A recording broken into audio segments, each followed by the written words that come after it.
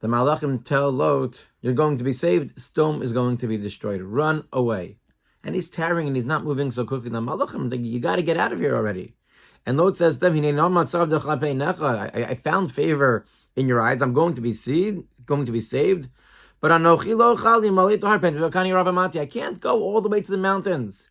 Instead, he has a request. There's a city nearby called Soar. Let me go over there. Let Soar be saved. Why should Soar be saved? He says, "Krova ineno yirazos krova lanu shama v'himitzar imalton hashama lo mitzarhi usechi nafshi," and let me be saved over there. And the question is what was different? Why should that city be saved?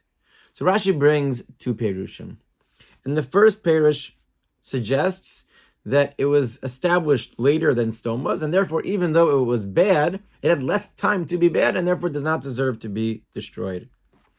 But he also says that Anashim Ba'mat, you shouldn't be so worried about it. There aren't so many people there. Don't be so concerned.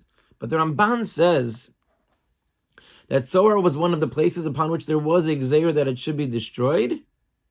But Lot, in davening and saying, okay, but I need to be saved, and davening for them to be saved, it's able to work, and the city is able to be saved.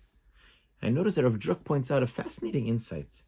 And he says, if you think about it, Avraham Avinu, the great Avraham, davened to try to save Sdom, and it did not work. And Lot, who's, I guess, good enough to be saved, but certainly not on the level of an Avraham Avinu, he davens for a city that deserves to be destroyed, of Tzor, and the HaKadosh Baruch Hu accepts that tefillah. How could that be? How do we understand that HaKadosh Baruch Hu listened and accepted the tefillah of Lot, but not the tefillah of Avram Avinu? Explain what's the fundamental difference between the two. That Lot tells us, Usechi nafshi. Lot says, and Lot understands, and the experience of Lot davening was he was davening for himself. He was davening for himself. And there is no comparison between a tefillah, even from a tzaddik like Avraham Avinu, who is davening for others outside of himself, versus somebody who is davening for himself. And that makes the power, the tefillah, that much more powerful. Karov Hashem l'chol karov, l'chol asher yikra'u be'emes. HaKadosh Baruch Hu is close to everybody who calls out be'emes. What does that mean, be'emes? That it's something which I am experiencing. And I think that's a critical insight when we're going through, Rahman al-Tzan, we're going through an Eis Tzara, and we're turning towards tefillah. So number one, certainly we have to mean our tefillah, so we have to be focused, and it can't just be lip service.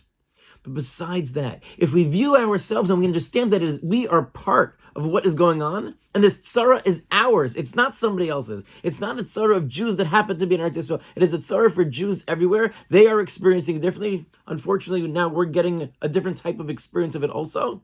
But if our tefillahs are such that we are davening for ourselves, it is a more potent tefillah than if we are davening for someone from the outside, as great as those tefillahs might be. And perhaps that is part of what the avoda is. And we have to make sure that we are experiencing, for real, that we are part of what is happening. That we are part of what is happening. It is not something that's happening to others who happen to be related, who happen to be family to us. But it's something which is happening to us. And that's a different form of tefillah. And it's those tefillahs that hopefully HaKadosh Baruch Hu will find precious, and HaKadosh Baruch Hu will answer. Continue to protect our holy chayalim, protect the citizens of Israel, and protect Jews all around the world, and bring us all together out of this tzara, and mishibu legeula b'mheira v'yameinu. Amen.